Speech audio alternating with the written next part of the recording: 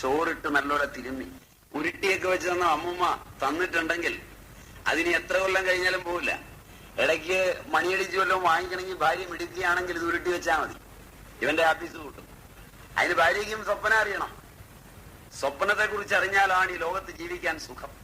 അത് ക്ലിയറായി. ഇനിയുള്ള പ്രയോഗം എന്തായിരിക്കും എന്നാ ഞാൻ ആലോചിക്കും. പണ്ട് മേടിക്കാത്ത സാരിയൊക്കെ മേടിച്ചു പോകുന്ന ആ ചിത്രം ഞാൻ ഇങ്ങനെ ഓർക്കുക. അദ്ദേഹം മാത്രമല്ല, നിങ്ങളിൽ പലരുടെയും മുഖത്തൊന്നും മിന്നി തിളങ്ങിയിട്ടുണ്ട്. രണ്ടു തന്നെ മേടിക്കാമോ? അതിൽ ചില വയസ്സന്മാര് വിഷമിക്കുന്നുണ്ട്. ഇതൊക്കെ ഭാര്യ ഉണ്ടായിരുന്നപ്പോ പറഞ്ഞിരുന്നെങ്കിൽ ഞാൻ അരക്കൈ നോക്കിയേനെയാണ്. ഇനി പറഞ്ഞിട്ട് കാര്യമില്ലല്ലോ. മക്കൾക്കായാലും നല്ലതാണ്.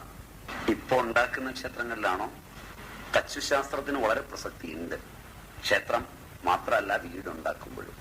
എന്തുകൊണ്ടോ കേരളീയർ വീടുണ്ടാക്കുമ്പോൾ അടുക്കള അഗ്നികോണിലല്ല വെക്കുന്നത്. ഒരാചാരം പോലെ അഗ്നികോണിലല്ല അടുക്കള വയ്ക്കുന്നത്. തെക്ക് കിഴക്കേ മൂല. ഇവിടെ എല്ലാം വടക്ക് കിഴക്കേ മൂലയിലാണ് കേരളീയർ വെക്കുമ്പോൾ. വീടുകൾക്ക്, ക്ഷേത്രങ്ങൾക്ക് തെക്ക് കിഴക്കേ മൂലയിൽ തന്നെയാണ് തടപ്പള്ളി. എന്തുകൊണ്ടാണെന്ന് അറിയില്ല. എന്തോ ഒരു ആചാരം പോലെ അങ്ങനെ ചെയ്തു പോരുന്നുണ്ട് ഇവിടുത്തെ തച്ചന്മാരുടെ ആധുനിക ഗ്രന്ഥങ്ങളിലൊക്കെ അങ്ങനെ തന്നെയാണ് കാണുന്നതും. അങ്ങനെ ചെയ്യണമെന്നാണ്. പക്ഷെ ആ കോണിനൊക്കെ പ്രസക്തിയില്ല. കാരണം ഏത് യൂണിറ്റ് എടുത്താലും ആ യൂണിറ്റ് പൂർണ്ണമാണെന്നാണ് ഭാരതീയ ചിന്ത. പൂർണ്ണമത പൂർണ്ണമിതം പൂർണ്ണമുദച്യത്തെ പൂർണ്ണസ്യ പൂർണ്ണമാദായ പൂർണ്ണമേവ അവശിഷ്യത്തെ. ഇത് നന്നായി പഠിച്ചാൽ നിങ്ങൾക്ക് രക്ഷപ്പെടാം. ശരീരം ഒരു സൈഗോട്ടാണ് പൂർണ്ണമായ.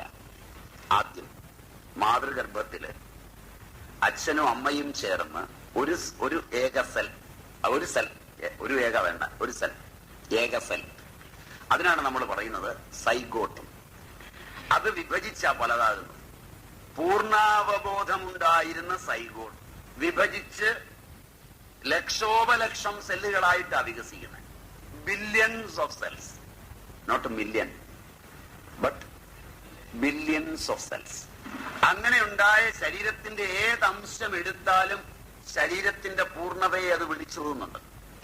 മാനവ ശരീരം പോലെ തന്നെയാണ് ഭൂമണ്ഡലവും. ലോകം ഒന്നാകെ എടുത്താൽ, പണ്ട് പഠിക്കുന്ന രീതിയാണ്, ഇപ്പോഴത്തെ പഠിപ്പല്ലേ, നമ്മളുടെ ശരീരത്തിലൂടെ 7 മഹാനാഡികളുണ്ട്, 7 മഹാനദികളുണ്ട് ആകാശഗംഗയിൽ. അതിൽ നിന്ന് ഭൂമണ്ഡലം എടുത്താലും 7 മഹാനദികളുണ്ട്. അതിൽ നിന്ന് ഇന്ത്യ എടുത്താലും 7 മഹാനദികളുണ്ട്. അതിൽ നിന്ന് കേരളം എടുത്താലും 7 മഹാനദികളുണ്ട്. അതിൽ നിന്ന് നിങ്ങൾ വീട് വെക്കാൻ പോകുന്ന സ്ഥലം എടുത്താലും 7 മഹാനാഡികൾ നിങ്ങൾ കാണാതെ അതിലൂടെ ഒഴുകുന്നുണ്ട്. മനസ്സിലായില്ല? ഇതാണ് ഇതിന്റെ ഗണിത യുക്തി. ഇത് കേൾക്കാനൊരു സ്വപ്നത്തിലൊരു സുഖമില്ലേ? അപ്പൊ ഏതും പൂർണ്ണമായതിന്റെ പൂർണ്ണമായ അംശമാണ്. അങ്ങനെ ആയതുകൊണ്ട് ഏതംശത്തിൽ നിന്നും നിങ്ങൾക്ക് പൂർണ്ണതയിലെത്താം. രോഗചികിത്സയിലും ഭാരതീയർ ഈ അടിസ്ഥാനമാണ് പറയുന്നത്.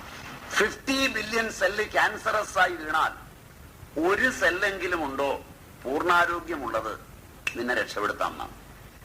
ഇതാണ് ആയുർവേദത്തിന്റെ ഫണ്ടമെന്റൽ. ശരീരത്തിൽ ഒരു കോശമെങ്കിലും കേടുവരാതിരിക്കുന്നെങ്കിൽ, ഒരു കോശത്തിൽ നിന്ന് നീ ഉണ്ടായ പോലെ ആ ഒരു കോശത്തിന്റെ ശക്തി കൊണ്ട് നിന്റെ പോയ കോശങ്ങളെ തള്ളി നിനക്ക് വളർന്നു വരാം. ഇതാണ് അതിന്റെ ലോജിക്ക്. ഇത് പണ്ട് വൈദ്യന്മാർ പറഞ്ഞിരുന്നു. മുഖത്ത് നോക്കി നീ രക്ഷപ്പെടുവടാ. കാരണം അവന് നോക്കുമ്പോഴറിയാം ഒരു കോശം എവിടെയുണ്ട്. പുല്ല് പോലെ ഇരിക്കടാ, നീ രക്ഷപ്പെടും. അടിച്ചാ പറയാ. പക്ഷെ അവന്റെ അറിവും, അവൻ വായിച്ച പുസ്തകവും വീട്ടുകാരും നാട്ടുകാരും ഒക്കെ ചേർന്ന് പഠിപ്പിക്കുന്നതും, അവൻ ചെല്ലുമ്പോൾ കളസവിട്ട ഡോക്ടർമാർ പറയുന്നതും ഒക്കെ നീ പോയി എന്ന് പറഞ്ഞാൽ പിന്നെ പോയി. പിന്നെ അവന്റെ ബാക്കി കോശങ്ങളിലും കൂടെ പോക്കാവും. ഇതാണ് സമാജം ആദ്യം പഠിക്കേണ്ടത്. ഇതാണ് പഴയ അറിവ്, പഴയ രീതി. ഇതാണ്. ഇവിടെയാണ് തച്ചുശാസ്ത്രത്തിന്റെയും പ്രസക്തി. ബ്രഹ്മാണ്ടത്തെയും പിണ്ടാണ്ടത്തെയും സംയോജിപ്പിക്കുന്ന ഒരു ഗണിത യുക്തി, പ്രതികൂലവും അനുകൂലവുമായി ലോകത്ത് 2 ഗണിത രീതിയിൽ വളർന്നിട്ടുണ്ട്. ഒന്ന് മയനാൽ നിർമ്മിതം, ഒന്ന് വിശ്വകർമാവിനാൽ പ്രോക്തം. ഇന്ദ്രപ്രസ്ഥത്തിൽ രാജധാനി ഉണ്ടാക്കിയത് മയനാണ്. അങ്ങനെ എവിടെ ഉണ്ടാക്കിയാലും യുദ്ധം ഉണ്ടാവും. മനസ്സിലായില്ല? ബ്രഹ്മാണ്ടത്തിന്റെ തനിപ്പകർപ്പായി പിണ്ടാണ്ടത്തിന് വേണ്ടി ഉണ്ടാക്കുമ്പോൾ അസൂയ ജനിപ്പിക്കുന്നതൊന്നും താമസിക്കാൻ വേണ്ടി ഉണ്ടാക്കരുത്. മയൻ ഉണ്ടാക്കിയാൽ അസൂയ ജനിപ്പിക്കുന്നതേ ഉണ്ടാക്കൂ. വീടുണ്ടാക്കുമ്പോ ഇതൊക്കെ വളരെ സൂക്ഷിക്കണം. അതുകൊണ്ട് ഇന്ദ്രപ്രസ്ഥം രാജധാനിയിലേക്ക് നടന്നു വന്ന ദുര്യോധനൻ വെള്ളമേത് സ്ഥലമേതെന്നറിയാതെ വീണപ്പോ പാഞ്ചാലിയും അർജുനനും ഒന്ന് ചിരിച്ചു. അന്നാണ് ദുര്യോധനൻ തീരുമാനിച്ചത്, ഞാൻ വെള്ളത്തിൽ വീണ് തുണി നനഞ്ഞേ ഉള്ളൂ, നിന്നെ തുണിയില്ലാതെ ഞാൻ നടത്തുമെന്ന് ആളുകളുടെ മുമ്പിൽ. അല്ലാതെ സ്ത്രീയുടെ തുണി ഉരിക്കുന്നത് ദുര്യോധനന് ഇഷ്ടമായിട്ട് ഉരിച്ചതല്ല. മനസ്സിലായില്ല? കാരണം താൻ വെള്ളത്തിൽ വീണ് മുണ്ട് പൊക്കി, അതായത് തുണി പൊക്കി വെള്ളമില്ലാത്തടത്തൂടെ വെള്ളമാണെന്ന് ഭയന്ന് നടന്നു. അപ്പോ ആ മുണ്ട് പൊക്കി പിടിച്ചത് കണ്ട് പൊട്ടിച്ചിരിച്ചു. ഇപ്പൊ തന്റെ നഗ്നത കണ്ടല്ലേ ചിരിച്ചേ? അത് ശരിക്കും ഞാൻ ചിരിപ്പിച്ചു കളയാവുന്ന അന്ന് കോറിയിട്ടതാ. ഇങ്ങനെ വീട്ടിൽ വരുന്നവരൊക്കെ പലതും കോറിയിടും. അതാകാതിരിക്കണമെങ്കിൽ പൂർണ്ണതയുടെ പൂർണ്ണമായ അംശത്തെ പൂർണ്ണമായി രൂപപ്പെടുത്തുമ്പോൾ അന്യർക്ക് അസൂയയെ ജനിപ്പിക്കുന്ന വിധത്തിൽ ഉണ്ടാക്കരുത്. ഇങ്ങനെയുള്ള ചില നിയമങ്ങളുണ്ട്. ആ നിയമങ്ങളുടെ ആകത്തുകയാണ് തച്ചുശാസ്ത്രം.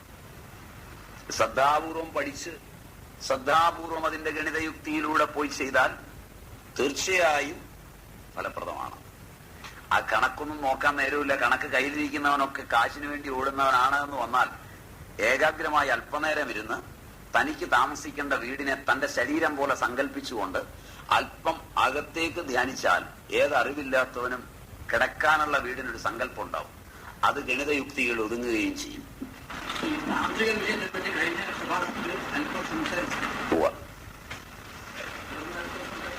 ഒരു വിരോധമില്ല, യാതൊരു വിരോധമില്ല. തന്ത്രാഗമങ്ങളെ കുറിച്ചാണ് ഞാൻ സൂചിപ്പിച്ചത്. തന്ത്രാഗമങ്ങളുടെ വിഷയത്തിൽ വരുമ്പോൾ അവർ സാഖ്യത്തിലെ പുരുഷ പ്രകൃതി ബന്ധത്തിന്റെ മറ്റൊരു തലത്തെയാണ് ഉപയോഗിക്കുന്നത്. സ്ത്രൈണവും ശാക്തേയവും ശൈവവുമായ രണ്ട് ശക്തിയിൽ ആധാരിതമാണ് ഈ പ്രപഞ്ചമെന്നും അതിന്റെ സംയോഗമാണ് ജീവിതമെന്നും കാണുന്ന അവർ ആഗമങ്ങളിൽ ഒട്ടേറെ കണക്കുകളും പഠനങ്ങളും തന്നിട്ടുണ്ട്. ആ പഠനങ്ങളിലും ശരീരത്തിന്റെ തന്നെ പഠനമാണ് വരുന്നത്. അത് കുമാരി, കാത്യായനം, കൗളം, ശൈവം, ശാക്തേയം, ഇങ്ങനെ ഒരുപാട് വിഭാഗങ്ങളും ഉപവിഭാഗങ്ങളും ഒക്കെ ഉണ്ട്. അതില് വാമകേശ്വരം മുതലായതൊക്കെ ശ്രദ്ധിച്ച് പഠിക്കേണ്ടതുമാണ്. വാമകേശ്വരി തന്ത്രം പിന്നെ ഒരുപാടുണ്ട്. അതിനെപ്പറ്റി അതിന്റെ അറിയുന്നത് അപകടകരമാണ്. എന്താ കാരണം എന്ന് വെച്ചാൽ നിങ്ങൾ പോയി വേണ്ടാത്തടത്തൊക്കെ ഇന്ന് പരീക്ഷിച്ചു നോക്കും. അങ്ങനൊരു അപകടം ഇതിനുണ്ട്. അതിന്റെ പുറമേയുള്ള ചില കാര്യങ്ങളിൽ നമുക്ക് ശ്രദ്ധിക്കാം, നല്ലതാണ്. ഇപ്പൊ പോരെങ്കിൽ താന്ത്രികന്മാരുടെ എണ്ണം കൂടി വരുന്ന കാലമാണെന്ന് തോന്നുന്നു. ക്ഷേത്രത്തിന്റെ തന്ത്രികളല്ല, അത് തന്ത്രമൊന്നും അറിയില്ലാത്തവര്.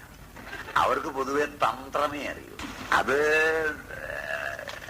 പണ്ട് ക്ഷേത്രം എന്ന് പറയുന്നത് ഞാൻ പറഞ്ഞല്ലോ, അത് കൊണ്ടുപോയിരുന്ന കാലങ്ങളില് അറിവുള്ളവനായിരിക്കണം രാജാവ്, അറിവുള്ളവനായിരിക്കണം ക്ഷേത്രവുമായി ബന്ധപ്പെടുന്ന പ്രധാനി. കാരണം ഭണ്ഡാരമൊക്കെ കൈകാര്യം ചെയ്യേണ്ട ആളാണ്. ആഗ്രഹങ്ങളില്ലാത്തവനായിരിക്കണം, ത്രിദണ്ഡിയായിരിക്കണം. ഇതിനൊക്കെ നിയമമുണ്ട്. അന്നത്തെ രീതി അല്ലല്ലോ ഇന്ന്. നിങ്ങളുടെ നാട്ടിലെ ഏറ്റവും വിവരമില്ലാത്തവൻ കാശുകാരനാണെങ്കിൽ അവന്റെ വാതിക്കൽ വിവരമുള്ളവൻ കാത്തുകിടക്കുന്നതാണ് ഇന്ന് സംസ്കാരം, അല്ലേ? വൃദ്ധന്മാരെല്ലാം വയോവൃദ്ധൻ, ജ്ഞാനവൃദ്ധൻ, തപോവൃദ്ധൻ എല്ലാം പോയി ധനവൃദ്ധന്റെ വാതിൽക്കൽ കാവൽ നിൽക്കുന്നു നിത്യവും എന്ന് പണ്ട് എഴുതുക. ധനവൃദ്ധന്റെ വാതിൽക്കൽ കാവൽ നിൽക്കുന്നു നിത്യവും. മാത്രമല്ല, ഇന്ന് ഈ ചടങ്ങുകളിലൊക്കെ ദ്രവ്യശുദ്ധിക്ക് പ്രാധാന്യവും ഇല്ല. അന്നം വളരെ പ്രധാനപ്പെട്ടതാണ്. ഭാഗവത സപ്താഹത്തിൽ അന്നം കൊടുക്കുമ്പോ ഹോൾസെയിൽ റേഷൻ കടക്കാരൻ ഫ്രീ ആയിട്ട് ഒരു ചാക്ക് അരി കൊടുത്തു. വേണ്ടെന്ന് പറയുമോ? നിങ്ങൾ കമ്മറ്റിക്കാരി എന്ന് പറയുമ്പോൾ ഒരു ചാക്ക് പോരാ, 2 ചാക്കെങ്കിലും തരണം. ശരിയല്ലേ? നിങ്ങൾ നടത്തിയ സപ്താഹത്തില് പാവപ്പെട്ടവനെ ഉദ്ദേശിച്ചാണ് റേഷൻ. ആ അരി പാവപ്പെട്ടവന്റെ കൈകളിൽ എത്തുന്നിടത്ത് ഇരുമ്പരി വിട്ടുകൊടുക്കുകയും നല്ല അരി ഹോൾസെയിലിൽ ഇപ്പുറത്ത് വിൽക്കുകയും ചെയ്യുന്നതിനിടയിൽ അതിൽ നിന്ന് ഒരു ചാക്കരിയാണ് ഫ്രീ ആയിട്ട് നിങ്ങൾക്ക് തന്നിരിക്കുന്നത്. ആ ദ്രവ്യം ശുദ്ധമല്ല. ആ ദ്രവ്യം ദാനം ചെയ്യുമ്പോൾ പാപം, അത് കഴിക്കുന്നവർക്ക് പാപം. ഇതൊക്കെയാണ് ഫലമെന്നാണ് പഴയ ദ്രവ്യത്തിന്റെ കണക്കിൽ പറയുന്നത്. ഇടയ്ക്ക് ഒരു കമന്റ് വന്നു, അങ്ങനെയാണെങ്കിൽ ഇതൊന്നും നടത്താൻ പറ്റുകയല്ലോ. നടത്തണമെന്ന് ഞാൻ പറഞ്ഞ പോലെ തോന്നും. സാക്ഷാൽ യുധിഷ്ഠിര മഹാരാജാവിന്റെ യാഗശാലയില് പകുതി പൊന്നായ ഗീരി ബാക്കി പൊന്നാകാതെ ഇറങ്ങി വന്ന് പറയുന്ന കഥ ഇവിടെ ശ്രദ്ധേയമാണ്. സുഹൃൽപ്രസ്ഥന്റെ ഒരു നേരം കൂടെ പട്ടിണി കൊണ്ട് അതിഥിയെ പൂജിച്ചപ്പോഴാ പകുതി പൊന്നായത്. അതുകൊണ്ട് അന്നത്തിന്റെ ശുദ്ധി വളരെ പ്രധാനമാണ്. 2, പന്തല് പരിപാടിയൊക്കെ നാട്ടിലെ അബ്കാരി കോൺട്രാക്ടർ തന്ന കാശിലാണ്. എല്ലാവരുടെയും റെസിപ്റ്റിനേക്കാൾ കൂടുതലാണ്. എത്രയായിരം കുടുംബങ്ങളെ കുത്തുവാള എടുപ്പിച്ച കാശാണ്. ആ ദ്രവ്യത്തോടൊപ്പം ആ ആയിരങ്ങളുടെ പ്രാക്ക് സഹവസിക്കുന്നുണ്ട്. ശരി, മാത്രവുമല്ല ഇത്തരം ധാർമ്മിക കാര്യങ്ങളിൽ പങ്കെടുപ്പിക്കാതിരുന്നാൽ അധർമ്മികളായ ഇവരൊക്കെ ധർമ്മത്തിലേക്ക് പതുക്കെ തിരിച്ചു വരേണ്ടതുമാകുമായിരുന്നു. സമൂഹത്തിൽ തങ്ങൾ ചെയ്യുന്ന അധർമ്മത്തിന് ധർമ്മത്തിന്റെ മുഖം മൂടി ഉണ്ടാക്കുന്നത് ഇത്തരം ദാനങ്ങൾ ചെയ്യുന്നവരാണെന്നുള്ള ഞെളിയലിലാണല്ലോ. സ്വാമിമാരെ വീട്ടിൽ കൊണ്ടുപോയി ഭിക്ഷ കൊടുക്കുക, സപ്താഹങ്ങളും ഗീതായജ്ഞങ്ങളും ഒക്കെ വരുമ്പോ സ്വാമിമാരെ വണ്ടിയിൽ കൊണ്ടുപോയി അവിടെ വിടുക, സ്വാമിയുടെ കൂടെ ഉണ്ടായിരിക്കുക, ആ സമയത്ത് എല്ലാവരും കാണാൻ ഒരു നിലവിളക്ക് വന്ന് കത്തിക്കുക, ആളുകൾക്കൊക്കെ സ്വാമിജിയുടെ കൈകൊണ്ട് ഓരോ ഗീത വാങ്ങിപ്പിച്ചു കൊടുക്കുക, എല്ലാവർക്കുമുള്ള അന്നദാനത്തിനുള്ള പണം ദാനം ചെയ്യുക. ഇതൊക്കെ ചെയ്യുമ്പോ സ്വാമിജിയിലൂടെ കോൺട്രാക്ട് ധർമ്മമാണെന്ന് ലോകരെ ബോധ്യപ്പെടുത്തിയെടുക്കാൻ പറ്റും. ഇതാണ് ഇതിന്റെ അപകടം. അതുകൊണ്ട് ധർമ്മവും അധർമ്മവും നല്ലപോലെ തിരിച്ചറിഞ്ഞിരിക്കണം. തന്ത്രാഗമങ്ങളിൽ വരുമ്പോൾ ദ്രവ്യം പരിപൂർണമായും ശുദ്ധമായിരിക്കണം. ആചാര്യൻ തപസ്സുള്ളയാളായിരിക്കണം. മനോവാക്കായ കർമ്മങ്ങളെ കൊണ്ട് ഹിംസ ഉണ്ടാവരുത്. ഇത് പറയുമ്പോ തന്ത്രത്തിൽ ഒരു ഭാഗം പഞ്ചമകാരങ്ങളോട് കൂടിയതാണ്. ഒരു ചോദ്യം നിങ്ങളിൽ നിന്ന് വരാം. മദ്യം, മാംസം, മൈഥുനം, മദിര ഇവയൊക്കെ ഉൾപ്പെടുന്ന ഒരു ശാഖയുണ്ട്. ആ വാക്കിന്റെ ഒക്കെ അർത്ഥം വേറെയാണ്. തന്ത്രയോഗി യോഗാവസ്ഥയിൽ തന്നിൽ നിന്ന് അനുഭവിക്കുന്ന ഖേചരീവേളയിൽ തന്നിൽ നിന്ന് അനുഭവിക്കുന്ന മധുവാണ് അവിടെ പറഞ്ഞിരിക്കുന്നത്. അല്ലാതെ വാറ്റിയുണ്ടാക്കിയ പട്ടയല്ല. സോമം സോമനിൽ നിന്ന് വരുന്നതാണ്. സോമം ചന്ദ്രനിൽ നിന്ന് വരുന്നതാണ്. അന്തസ്തമായ ഹൃദയാകാശത്തിലെ ചന്ദ്രനിൽ നിന്ന് രശ്മി സമൂഹങ്ങളായി രൂപാന്തരപ്പെട്ട് മസ്തിഷ്ക പ്രാന്തഭൂവിൽ നിന്ന് ഖേചരി അനുഷ്ഠിക്കുന്ന വേളയിൽ ഖേചരി ആകാശത്തിൽ ഉയരുമ്പോൾ, തന്ത്രയോഗം പഠിച്ചാൽ ആകാശത്തിൽ ഉയരും. അവന്റെ ഏകാന്തതാവേളകളിൽ അങ്ങനെ ഉയരുമ്പോൾ നാവ് മുകളിലേക്കാക്കുമ്പോൾ മുകളിൽ നിന്നൊഴുകി വരുന്ന രസത്തെയാണ് സോമം എന്ന് പറയും. അല്ലാതെ മദ്യം കഴിച്ച് സാക്ഷാത്കാരം കിട്ടുകയും അറിവുണ്ടാവുകയും ചെയ്യുമായിരുന്നെങ്കിൽ ഇതിനൊക്കെ അർത്ഥം വരെയാ. ഇതിന് പോയി ചേല വാങ്ങാൻ പോകും. അവിടെ ചെന്ന് കഴിഞ്ഞാൽ ഓരോ കുപ്പി കിട്ടും. താന്ത്രിക ചേലയാകുമ്പോ ഓരോ കുപ്പി കിട്ടും. പിന്നെ ഇത് കുടിക്കാൻ ഒരു ലൈസൻസും ആവും. പിന്നെ ഭാര്യയും വിളിച്ചുകൊണ്ട് പോരാൻ പറയും. ഭാര്യയും കൂടെ വിളിച്ചുകൊണ്ട് വന്ന് ഇതൊക്കെ പറഞ്ഞു കൊടുത്തു കഴിഞ്ഞാൽ പിന്നെ ഭാര്യ അല്ലാതെ ആരോടെങ്കിലും ഒക്കെ ഒപ്പം ജീവിക്കാമെന്ന് കാരണം സുലഭയിൽ അങ്ങനെ ആകാമെന്നൊക്കെ പറഞ്ഞു കൊടുക്കും. അപ്പൊ എല്ലാ വഷളത്തരത്തിനുമുള്ള ലൈസൻസ് തന്ത്രയോഗമായി. അതല്ല, തന്ത്രയോഗികള് അനുഷ്ഠാനങ്ങളിലൂടെ അതീന്ദ്രിയങ്ങളായ തലങ്ങളിലേക്ക് എത്തുന്നവരാണ്. സംശയമൊന്നും വേണ്ട. പക്ഷെ അതിന്റെ അനുഷ്ഠാനം ഇതൊന്നുമല്ല. പിന്നെ അനുഷ്ഠാനം എന്താണെന്നോ അത് ഇങ്ങനെ പഠിപ്പിക്കാൻ പറ്റില്ല. മാത്രമല്ല, കുറച്ചേ അറിയുള്ളൂ. അത് പറഞ്ഞുതരാം. അറിയുന്ന തന്ത്ര ആചാര്യന്മാരുടെ പേര് പറഞ്ഞുതരാം. അതിന് ചിന്തൽപുടി മുതലായ ഗ്രാമങ്ങളിൽ പോകണം, വർഷങ്ങൾ കളയണം. ആന്ധ്രയില് ചിന്തൽപുടിയിലും മറ്റും ഗ്രാമങ്ങളിൽ നിന്നും തന്ത്രയോഗത്തിന്റെ ഉന്നതന്മാരായ ആചാര്യന്മാരുണ്ട്. കൃഷ്ണാനന്ദയെ പോലുള്ള പറ്റും. ഇല്ലെങ്കിൽ ബോംബെയിൽ ജുഹുവിന്റെ അന്തർതലങ്ങളിൽ ഇപ്പോഴും താന്ത്രിക ആചാര്യന്മാരുണ്ട്. തന്ത്രയോഗയുടെ ചിറകുകളിലേറി നടക്കുന്നവർ. പോണം, കണ്ടുപിടിക്കാം. ക്യാപ്റ്റൻ കുളാബവാല അവിടുന്നാണ് തന്ത്ര എന്ന ഗ്രന്ഥം എഴുതിയത് തന്നെ. ഓഷോ താന്ത്രികത്തിന്റെ ആചാര്യനാണ്. ഓഷോ ഇതൊന്നും ചെയ്തിട്ടില്ല. ഓഷോ തന്ത്രത്തിന്റെ ശരിയായ ആചാര്യനാണ്, നല്ല മനുഷ്യനാണ്. ഓഷോയുടെ പുറകിൽ നിന്നവനോടാണ് ഈ ഭക്ഷണത്തരമൊക്കെ ചെയ്യാൻ പറഞ്ഞത്. ഓഷോ സിഗരറ്റ് വലിച്ചില്ല, ഓഷോ മദ്യവും കഴിച്ചില്ല, ഓഷോ മൈഥുനവും ചെയ്യാൻ നടന്നില്ല. ഓഷോയുടെ കണ്ണുകളും ഓഷോയുടെ ജീവിതവും ഓഷോയുടെ ദർശനവും നമ്മോട് പറയുന്നുണ്ട്. പക്ഷെ ഓഷോയെ കാണാൻ ചെന്ന രാഷ്ട്രീയക്കാരനും മറ്റുള്ളവനും ഒക്കെ ഓഷോയുടെ പുറകിൽ നിഴൽ പറ്റി നിന്ന് വൃത്തികേട് കാണിക്കണ്ടെന്ന് വിചാരിച്ച് ഓഷോ പറഞ്ഞു, See, there is a temple to smoke. Go and smoke. See, there is a temple. Go and have an intercourse and come back at once and sit here. എന്ന് ഓഷോ പറഞ്ഞു. അയാൾ മിടുക്കനായോണ്ട് പറഞ്ഞു, കാരണം പെരുങ്കള്ളന്മാര് പുറകിൽ ഉണ്ടാകാതിരിക്കാൻ. മനസ്സിലായില്ല എനിക്ക് പറഞ്ഞത്? ഈ നല്ലവൻ പോകുന്ന വഴിയിൽ എന്റെ പുറകിൽ നിഴല് എപ്പോഴും പ്രയാസമാണ്. അത് വരാതിരിക്കാനാ പറഞ്ഞേ. നിനക്കതാ വേണ്ടേ, പോ ചെല്ല്. കയ്യും കാലും കഴുകാൻ പോലും നിൽക്കണ്ട. സെറ്റ് വിളിച്ച് വാ കഴുകാനോ മറ്റേ പരിപാടിയൊക്കെ കഴിഞ്ഞിട്ട് പിന്നെ വേറെ കയ്യും കാലും ഒക്കെ കഴുകാനോ ഒന്നും നിൽക്കണ്ട. വന്നിവിടെ ഒന്ന് ഇരുന്നാ മതി. കാരണം നീ കഴുകിക്കഴിഞ്ഞാൽ വീണ്ടും ചെയ്യണം തോന്നും. അതിനുള്ള ഇട കൊടുക്കണ്ടെന്നാ പറഞ്ഞത്. ഞാൻ അത്രയും വിവരം കേട്ടവനാ, നിനക്കൊന്നും ഇത് പഠിച്ചാൽ മനസ്സിലാവില്ല, ഇത് എന്റെ സ്വകാര്യ സ്വത്താണ് എന്ന് പച്ചയ്ക്ക് പറയാതെ അവനെ ഉരുട്ടിപ്പരട്ടി വിട്ട് കുളത്തിലാക്കി എന്ന് പറഞ്ഞാൽ മതി. അതുകൊണ്ട് ഓഷോ പഠിപ്പിച്ച തന്ത്രം പഠിക്കണമെങ്കിൽ തന്ത്രാഗമങ്ങളിൽ നല്ല സ്ഥിതി വരണം. അതുകൊണ്ടാണല്ലോ അത് പഠിക്കാൻ പോയവൻ ഓഷോ പറഞ്ഞ പോലെ പറയാൻ മേലാത്തത്. ഓഷോ പറഞ്ഞതൊക്കെ ഇവന് പറയാൻ പറ്റുമോ? പറ്റില്ല സ്വന്തമായി. ഓഷോയുടെ പുസ്തകം കാണാതെ പഠിച്ചിട്ട് പ്രസംഗിക്കാൻ സ്റ്റേജ് കയറിയാൻ മറന്നുപോകും. ഒരു ആചാര്യൻ അയാൾ പറഞ്ഞു തരുന്ന കാര്യങ്ങൾ സ്വതസിദ്ധമായി നിങ്ങൾക്ക് സ്വയമേവ വരുമെങ്കിൽ മാത്രമേ നിങ്ങൾ അയാളുടെ സ്വപ്നങ്ങളിലൂടെ പോകുന്നുള്ളൂ. അയാളുടെ സ്വപ്നങ്ങളിലൂടെ പോകണമെങ്കിൽ അയാളുടെ അനുഷ്ഠാനങ്ങളിലൂടെ പോകണം. അത് പോകണമെങ്കിൽ ജാഗ്രതയിൽ ഇത് പഠിക്കാൻ പോയിട്ട് കാര്യമില്ല. അതാ ഞാൻ മുമ്പ് പറഞ്ഞപ്പോ ജാഗ്രതത്തിലെ ഭാര്യയും ഭർത്താവും പറഞ്ഞ പോലെ ഇതും അങ്ങനെ തന്നെയാണ്. ഇതിനൊരു സ്വപ്നമുണ്ട്. ഇപ്പൊ തോന്നില്ലേ ഇതൊരു തരം ഭ്രാന്താണെന്ന്? ഒരുതരം നട്ടഭ്രാന്ത്. അതിൽപ്പെട്ടാലേ ഇത് പഠിക്കാൻ പറ്റും. അതിന്റെ ഒരു ലോകമുണ്ട്. ആ ലോകമാകും. പ്രാന്തൻ ആരെങ്കിലും കല്ലെറിഞ്ഞാൽ വിരോധം വല്ലതും വരുമോ? പ്രാന്തനെറിഞ്ഞാൽ നാട്ടുകാർക്ക് വിരോധം വരുമോ? ഭ്രാന്തനാന്ന് പറയും. അറിയാതിരുന്നാൽ ദേഷ്യപ്പെട്ടു വന്നിരിക്കും. അതുപോലത്തെ ഒരവസ്ഥ. ആഗമതന്ത്രങ്ങൾ ഒരുപാടുണ്ട്. ശിവരാത്രിയെ പറ്റി അറിയണം എന്ന് പറഞ്ഞാൽ പോരെ, അതല്ലേ നല്ലത്. ശിവാഗമങ്ങളൊക്കെ പഠിക്കാന്ന് പറഞ്ഞാൽ ഒരുപാടുണ്ട്. ശിവാദ്വൈതം, ശിവാഗമം ഒക്കെ കുറെ ഉണ്ട്. ശിവ പുരാണം തന്നെ വളരെ ഓഡിയൻസാണ്. വലിയൊരു പുസ്തകമാണ് ശിവപുരാണം. ശിവരാത്രി മാഹാത്മ്യം എന്ന് പറഞ്ഞ തന്നെ ഒരു പുസ്തകമുണ്ട് സംസ്കൃതത്തിൽ. ശിവരാത്രിയുടെ മാഹാത്മ്യം തന്നെയാണ്. അവ തന്ത്രം ചോദിച്ച് ശിവരാത്രിയിൽ എത്തിയിട്ടുണ്ട്. ശിവരാത്രിക്ക് പല ഐതിഹ്യങ്ങളുമുണ്ട്. ഒരുപാട് ഐതിഹ്യ കഥകളുണ്ട് ശിവരാത്രിയോട് ബന്ധം.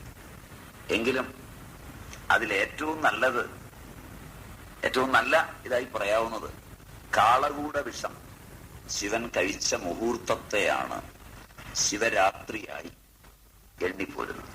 ആ സമയത്ത് ശിലയും അലിഞ്ഞു പോകുമെന്നാണ് ഐതിഹ്യം. ഈ കാളകൂടം കഴിച്ച് ശിവൻ മന്ദനായി ഉറങ്ങുകയായിരുന്നില്ല, താണ്ഡവമാടുകയായിരുന്നുവെന്നാണ് പറയുന്നത്. ആ താണ്ഡവമാണ് രാവണൻ കുറിച്ചതെന്നാ പറയുന്നത്. പണ്ട് അദ്ദേഹം ശിവനിരിക്കുന്ന കൈലാസം അമ്മാനമാടിയപ്പോ അതിന്റെ പൊക്കത്തിലൊരു താണ്ഡവം ഉണ്ടായി. അതിന്റെ ഓർമ്മയിൽ നിന്ന് എഴുതിയെന്നും ഒരു ഐതിഹ്യമുണ്ട്. രാവണൻ എന്ന് കേട്ടിട്ടുണ്ടാവുമല്ലോ. രാവണന്റേതാണ് പ്രസിദ്ധമായ ശിവതാണ്ഡവ സ്തോത്രം. ഇതൊക്കെ മിത്തായിട്ട് മാത്രം പഠിച്ചാൽ മതി കേട്ടോ. ഈ ശിവനെയും രാവണനെയും ഒന്നും അന്വേഷിച്ചു പോകണ്ട, ഗതികേടാണ്. എന്റെ മിത്തിക്കൽ എക്സ്പ്രഷൻസ് ആണ് ഏറ്റവും മനോഹരം. ജടാകടാഹ സംഭ്രമ ഭ്രമം നിലിംബ നിർച്ഛരി വിലോല വീചി വല്ലരി വിലാസമാനമൂർധൻ ധഗ ധഗ ധഗ. സൂപ്പറായിട്ട് പോകുന്ന ശിവതാണ്ഡവ സ്തോത്രം. അത് പഠിക്കാമെങ്കിൽ നല്ലതാണ്. രാവണന്റെ ഒരുപാട് കൃതികളുണ്ട്. ശിവതാണ്ഡവം, പിന്നെ ഗായത്രി മന്ത്രഭാഷ്യം, പിന്നെ ബാലചികിത്സാ ഗ്രന്ഥം മണ്ഡോദരിക്ക് ഉപദേശിക്കുന്നത്, പിന്നെ ഒരു അർക്കപ്രകാശം, കുറെ എണ്ണമുണ്ട്. രാവണന്റെ പേരിൽ അറിയപ്പെടുന്നത്. ഏതെങ്കിലും ഒരു രാവണനായിരിക്കണം എഴുതിയിട്ടുണ്ടാവുക. അപ്പോ പറഞ്ഞു നിർത്തിയത്, ആ താണ്ഡവം എഴുതുന്നതും ഈ സമയത്താണ്, ഈ ഇതിനെ ഓർത്താണെന്നാണ് ഒരൈതിഹ്യം. എന്തായാലും പാലാഴി കടയുന്ന സമയത്ത് അനേകം നല്ല വസ്തുക്കൾ ഉണ്ടായി. അതൊക്കെ എടുക്കാൻ ആളുകളും ഉണ്ടായി.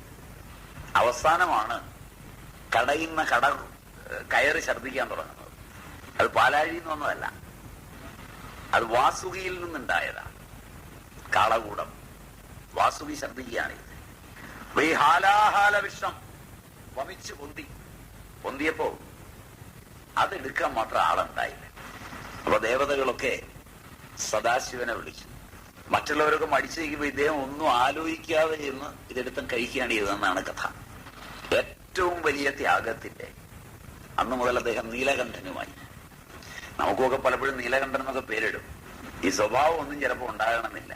ലോകത്തിലെ ഏറ്റവും വിഷമയമായതിനെ സ്വീകരിച്ചും ലോകധർമ്മത്തെ പാലിക്കുവാനുള്ള ആ മനോഭാവമാണ് മംഗളകരമായ ശിവം. ശാന്തം, ശിവം, അദ്വൈതം എന്നൊക്കെ പറയുന്ന പദം ശിവപര്യായ ശബ്ദങ്ങളാണ്. ശിവശബ്ദത്തിന് മംഗളം എന്നർത്ഥമുണ്ട്. ആ ശിവശബ്ദം പഠിക്കാൻ എളുപ്പം ശങ്കരാചാര്യകൃതമായ പഞ്ചാക്ഷര സ്തോത്രമാണ്. നാഗേന്ദ്രഹാരായ ത്രിലോചനായ ഭസ്മാംഗരാഗായ മഹേശ്വരായ നിത്യായ ശുദ്ധായ ദിഗംബരായ തസ്മൈ മകാരം, മകാരം, ശികാരം, ഉകാരം, പകാരം, യകാരം, 5 അക്ഷരങ്ങൾ. അതിന്റെ ഹൃദയം ശികാരമാണ്. അങ്ങനെ പഠിക്കുന്ന ഒരു പഞ്ചാക്ഷര സ്തോത്രം നന്നായി പഠിച്ചാൽ പഠിക്കാം. നഗാരത്തിൽ നാഗത്തിൽ അത് തുടങ്ങുന്നത്. നാഗേന്ദ്രൻ ഹാരമായ. നാഗവും സർപ്പവും രണ്ടുണ്ട്. ഭൂമിയുടെ അടിയിൽ കഴിയുന്നവ, ഭൂമിക്ക് പുറമേ കഴിയുന്നവ, 2 വിഭാഗമാണ്. നാഗങ്ങളിൽ ഒന്നാമൻ അനന്തനും സർപ്പങ്ങളിൽ ഒന്നാമൻ വാസുകിയുമാണെന്നാണ് ഗീത പറയുക. 10-ാം അധ്യായം. രണ്ടും 2 വകുപ്പിൽപ്പെട്ടതാണ്. നാഗേന്ദ്രൻ ശിവന് ഹാരമാണ്, വിഷ്ണുവിന് മെത്തയുമാണ്. ഒരേ സാധനമാണ്. നാഗേന്ദ്രനെ ഹാരമായിട്ടുള്ള എന്താണ് നാഗം? നാഗം. എന്താണ് അകം? സ്ഥിരമായത്. പർവ്വതം മുതലായവയെ സ്ഥിരമെന്ന അർത്ഥത്തിൽ അകമെന്ന് പറയും. അകം സ്ഥിരമല്ലാത്തത് സ്ഥിരമായത് എന്ന് പറഞ്ഞാൽ സ്പന്ദിക്കുന്നത്. എന്താണ് സ്പന്ദിക്കുന്നത്? അണുവാണ് സ്പന്ദിക്കുന്നത്. എന്താണ് അണു ചേർന്നത്? ഈ പ്രപഞ്ചം. അപ്പോ സ്പന്ദനാത്മകമായ ഈ പ്രപഞ്ചത്തെ കലാകാരന് വരയ്ക്കാൻ എളുപ്പത്തിലായി പാമ്പിന്റെ ചലനം വർത്തുളാകൃതിയിലാണ്. പാമ്പ് ചലിക്കുന്ന കണ്ടിട്ടുണ്ടോ? ധനാണു, ഇർണാണു, കർഷാണു, കൃഷ്ണാണു, സർഗാണു, പരമാണു ഒക്കെ പഠിക്കണം. അപ്പോൾ ഈ ചലനം പഠിക്കും. അത് ഹാരമായ ഭൂതഭവ്യ ഭവിഷ്യത്തുകളെ എല്ലാം അറിയുമ്പോഴാണ് 3 കണ്ണുണ്ടാവുന്നത്. 3-ാം കണ്ണ് തുറക്കുന്നത്. ജാഗ്രത് സ്വപ്ന സുഷുപ്തികളെയൊക്കെ അതിജീവിക്കുമ്പോൾ ത്രിലോചനായ ഭസ്മം അംഗരാഗമായ മിഥ്യയായ ഈ പ്രപഞ്ചത്തെ ജ്ഞാനാഗ്നിയിൽ ദഹിപ്പിച്ച് അംഗരാഗമാക്കി മാറ്റിയ ഈ പ്രപഞ്ചം തന്നെ വിദ്യയാണെന്നറിയണം. അപ്പോൾ ജ്ഞാനം കൊണ്ട് ദഹിക്കും, അറിവിലില്ലാതാവും. ഭസ്മാംഗരാഗായ ഇത്രയാവും പോയാൽ എല്ലാവർക്കും മോളിൽ ഈശ്വര പദവിയിലുള്ള ആളാവും. അങ്ങനെയുള്ള മഹേശ്വരനായിക്കൊണ്ട് നമസ്കാരം. ഇങ്ങനെ മറ്റു ശ്ലോകങ്ങളും. അത് ഇത്രയൊന്നും പറഞ്ഞാൽ പോരാ. ഇതിനെ നമുക്ക് ഒരിക്കല് പഞ്ചാക്ഷര സ്തോത്രം വേണമെങ്കിൽ ഒന്ന് പഠിച്ചു നോക്കാം നല്ലപോലെ. അതായത് വഴി. എങ്കിലും നിങ്ങൾ ചോദിച്ചപ്പോ ഞാൻ പറഞ്ഞില്ല എന്ന് വേണ്ട എന്ന് വിചാരിച്ചാണ് ശിവനെ കുറിച്ച് അല്പം പറഞ്ഞത്. ശിവനെ കുറിച്ച് പറയാൻ തുടങ്ങുന്നതിനെ പറ്റി പുഷ്പദന്തൻ ഒരു വാചകം പറയുന്നുണ്ട് ശിവമഹിംന സ്തോത്രത്തിൽ. അത് പറഞ്ഞ ആ ചാപ്റ്റർ ക്ലോസ് ചെയ്യാം. പുഷ്പദന്തൻ പറയുന്നത് ആസ്ഥിത ഗിരിസമം സ്യാത് കജ്ജലം സിന്ധു പാത്രി. സിന്ധു നദിയോളം വലിയ പാത്രത്തിൽ നിറച്ചു മഷി. സുരതരു വരശാഖാ ലേഖനി. കൽപ്പവൃക്ഷത്തിന്റെ കൊമ്പുകൾ പേന. പത്രമുർവി. ഭൂമിയാണ് എഴുതാനുള്ള പേപ്പർ. ലിഖതി യതി ഗൃഹീത്വ ശാരദ സർവകാലം. ഈ മഹിമ എഴുതാൻ ആരാ? സാക്ഷാൽ സരസ്വതി തന്നെ. തദവി തവ ഗുണാനാം ഈശ പാരം നയാതി. അതാണ് ശരിയായ ശിവൻ. ഓരോ ചെടിയും ഓരോ ഇലയും ഓരോ മർമ്മരവും ഓരോ ജീവനും ഏതൊരനിഷേധ്യമായ സത്യത്തിന്റെ മാഹാത്മ്യത്തെയാണോ ആ മർമ്മരങ്ങളിലൂടെ പ്രകീർത്തിക്കുന്നത്, അതാണ് ശിവം. നിങ്ങൾ ചിത്രത്തിൽ വരച്ചു വെച്ചിരിക്കുന്നത് അല്ലെന്നെങ്കിലും മനസ്സിലായോ? ഞാനിതൊക്കെ പറഞ്ഞിട്ട് അവസാനം മറ്റവൻ പറഞ്ഞ പോലെ പറയുമെന്നറിയില്ല. ശിവരാത്രിക്ക് അടിച്ചു പാടുകയാണ് ഭക്തന്മാരിരുന്ന്. അടിച്ചു പാടുമ്പോ അവിടെ വന്നൊരു ബാർബർ പറഞ്ഞു, വിടുക്കനാണ്, അവനൊരു സ്വല്പം തന്നെ വിട്ടിട്ടുണ്ട്. അപ്പൊ അവൻ ഈ പാട്ട് കേട്ടിട്ട് ശിവരാത്രിയിൽ അങ്ങനെ അടിച്ച് ഭജന കീർത്തിക്കുന്ന കേൾക്കുമ്പോ അവൻ പറഞ്ഞു അവനെ തന്നെ ഭജിക്കണം എന്ന്. ശിവകീർത്തനാണ് ചൊല്ലിയത്. അപ്പൊ അവർ രണ്ടാമതും ശിവകീർത്തനം ചൊല്ലി വേറെ. അപ്പൊ വീണ്ടും പറഞ്ഞു അവനെ തന്നെ ഭജിക്കണം എന്ന്. അങ്ങനെ കയ്യിലൊരു 30 കീർത്തനം ഉണ്ടായിരുന്നു. 30 എണ്ണം തീർന്നു. ഇനി ശിവന്റെ കീർത്തനം കയ്യിലില്ല. അപ്പൊ പാടുന്നവരാകെ മടുത്തപ്പോ ചോദിച്ചു, നിങ്ങളെന്താ പിന്നെയും പിന്നെ അവനെ തന്നെ ഭരിക്കണം എന്ന് പറഞ്ഞ്. അപ്പൊ പറഞ്ഞു, കഴുത്തേലി പത്തി വിടർത്തി പാമ്പ് നിൽക്കുമ്പോ ഇത്രയും ഭംഗിയായിട്ട് ഷേവ് ചെയ്ത ബാർബറെ ഭരിക്കണം എന്നാ പറഞ്ഞു. ഇത്രയും നേരം പറഞ്ഞത് ആ ശിവനെ കുറിച്ചല്ല. മനസ്സിലായോന്നറിയില്ല.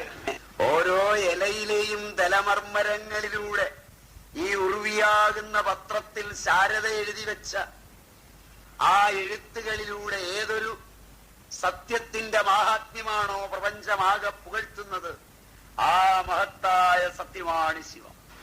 അത് ഓർമ്മിക്കുന്ന രാത്രി, പുകഴ്പറ്റ രാത്രി, അത് ശിവരാത്രി. അതിനായാണ് വ്രതങ്ങളും അനുഷ്ഠാനങ്ങളും ഒക്കെ എങ്കിൽ ഗംഭീരം. ഒരു ചോദ്യം കൂടെ ഉണ്ട്. പേപ്പർ ഞാനിവിടെ മേടിച്ചു വെച്ചതാ, പിന്നെ കൈനങ്ങ് എഴുതിപ്പോയി അല്ലേ. അസിതഗിരി ശിവമഹിമ്ന സ്തോത്രം ഒരെണ്ണം വാങ്ങിച്ചാൽ മതി. മലയാളികളായ ആചാര്യന്മാര് മൃഡാനന്ദ സ്വാമി ഉൾപ്പെടെ വ്യാഖ്യാനിച്ചിട്ടുണ്ടെന്ന് തോന്നുന്നു. നല്ല വ്യാഖ്യാനം സ്വാമി കാശികാനന്ദഗിരിയുടെയാണ്, ഹിന്ദിയിലാണ്. സ്പന്ദവാർത്തികം എന്നാണ് അദ്ദേഹത്തിന് പറഞ്ഞിരിക്കുന്നത് എന്നെനിക്ക് തോന്നുന്നു. നല്ല ഭാഷ്യമാണ്. ശിവമഹിമയ്ക്ക് കിട്ടാവുന്ന ഏറ്റവും നല്ല ഭാഷ്യം സ്വാമി കാശികാനന്ദ്ജി ഗിരിജിയുടെയാണ്. ആനന്ദവൻ ആശ്രമം, SV റോഡ്, കാന്തിവലി, ബോംബെ. ഹിന്ദിയാണ് വ്യാഖ്യാനം. കാരണം എന്താണെന്ന് വെച്ചാൽ ഇത് താമസിക്കാനുള്ളതല്ലേ. അവിടെ വരുന്നവർക്കും അവർക്ക് തന്നെയും ഒരു അസൂയയും അഹങ്കാരവും ഒന്നും വന്നുകൂടാ. അതിനുള്ള മിതത്വമൊക്കെ ഉണ്ടാവണം. അതുകൊണ്ടാണ് പറഞ്ഞത്. വൃദ്ധർക്ക് പ്രതിഫലിക്കുന്നത് മനസ്സ് എന്ന തലത്തിൽ, മനസ്സും തമ്മിലുള്ള ബന്ധത്തിൽ. മനസ്സിന്റെ പ്രതിഫലനമാണ് ഈ പ്രപഞ്ചം. സൃഷ്ടിയൊക്കെ മനസ്സിന്റെയാണ്. ഒരു ശാസ്ത്രകാരന്റെ സ്വപ്നവും മനസ്സുമായി മൈക്ക്, അല്ലാതെ ഈ സാധനങ്ങളല്ല. ദ്രവ്യത്തെ യോജിപ്പിച്ചും വിഘടിച്ചും ഈ പ്രപഞ്ചത്തിൽ അത്ഭുതങ്ങൾ ഇഷ്ടം പോലെ ഉണ്ടാകാം. ഒരു കാലത്തെ സ്വപ്നമാ വേറൊരു കാലത്തെ ജാഗ്രതായി തീരുന്നത്. മനസ്സിലായില്ല. അതുകൊണ്ട് സ്വപ്നത്തിന് വലിയ പ്രാധാന്യമാണ്. അതുകൊണ്ട് തന്നെ മനസ്സിന്റെ സങ്കല്പങ്ങൾക്ക് വലിയ പ്രാധാന്യമാണ്. അതുകൊണ്ട് സങ്കല്പം ഉണ്ടാക്കുന്നത് സൂക്ഷിച്ചു വേണം.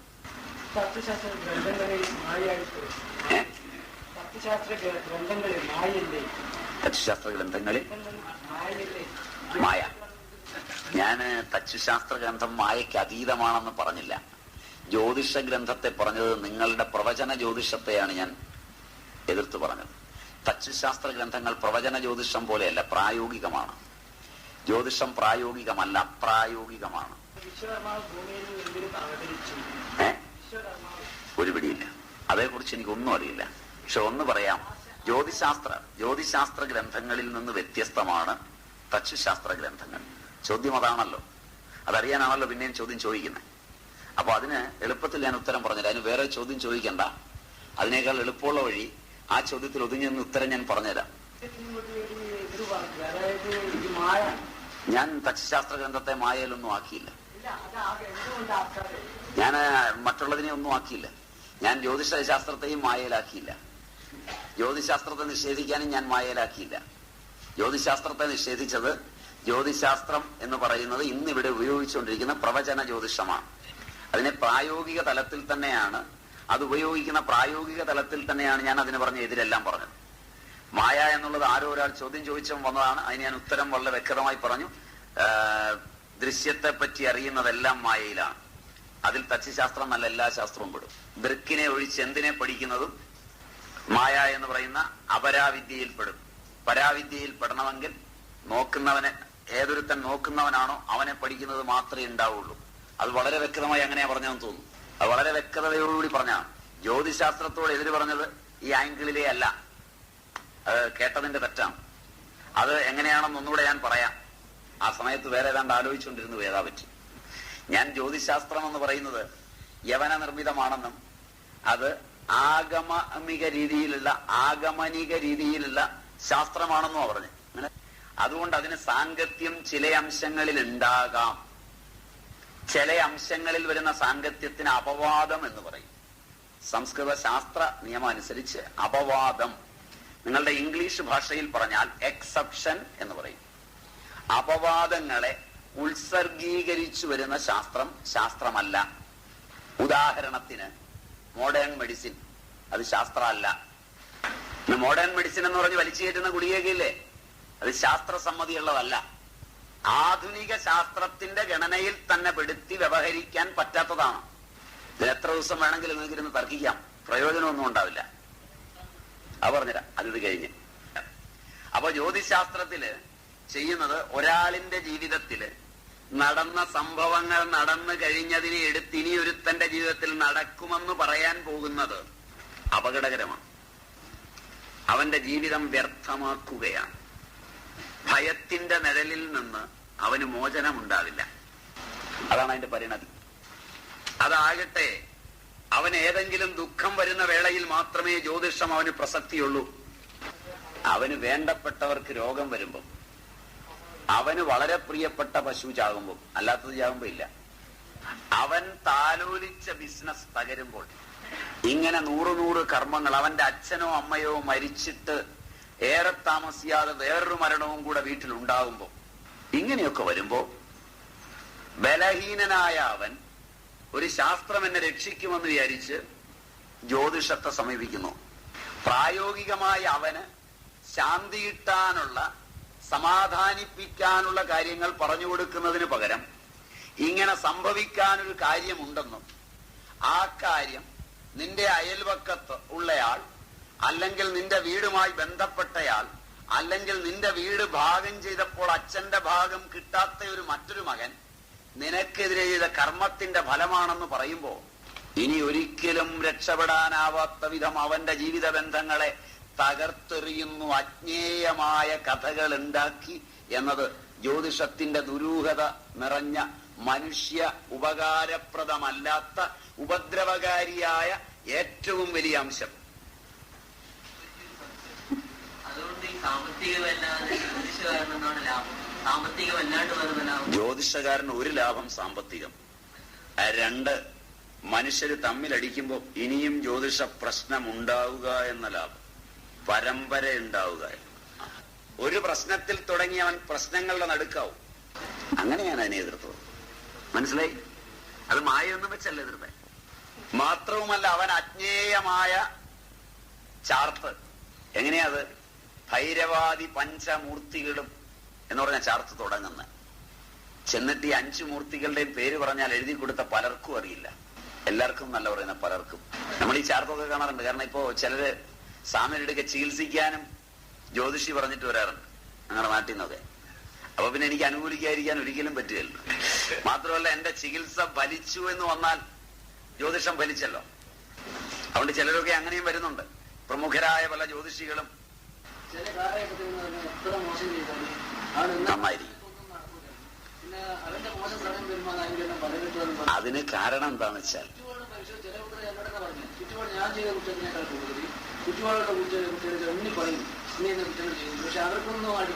അല്ല, അതിന് വളരെ ഉത്തരം, അതിന് നല്ല ഉത്തരവുണ്ട്.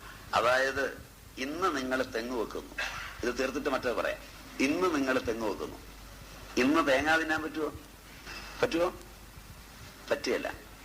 ആ തേങ്ങ കുഴിച്ചു വെച്ചാല് മുള വന്ന് കിളുത്ത് 4-5 കൊല്ലം വെള്ളം ഒഴിച്ച് പാകമാക്കി കൊണ്ടുവന്നാലാണ് ഒരു തേങ്ങ പറിച്ചു തിന്നാൻ പറ്റുന്നത്. എല്ലാ കർമ്മവും ഇങ്ങനെയാണ്. കർമ്മം ഫലമാകുന്നത് കർമ്മം ചെയ്യുന്ന കാലത്തല്ല. പറയട്ടെ, ആർക്കും ചെയ്യുമ്പോഴേ ഫലം കിട്ടില്ല. ലോകത്തിൽ ആർക്കും കിട്ടില്ല.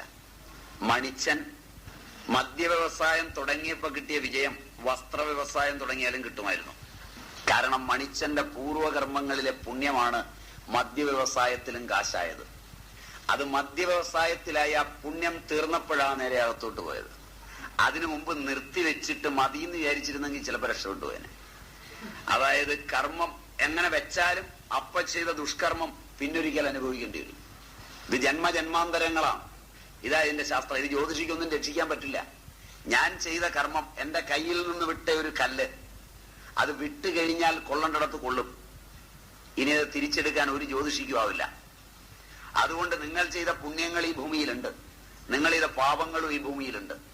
നിങ്ങൾ മുമ്പ് ചെയ്ത പുണ്യത്തിന്റെ ഫലമാണ് ഇപ്പോൾ കിട്ടുന്നതെല്ലാം, പാപത്തിന്റെ ഫലമാണ് ഇപ്പോൾ കിട്ടുന്നതെല്ലാം.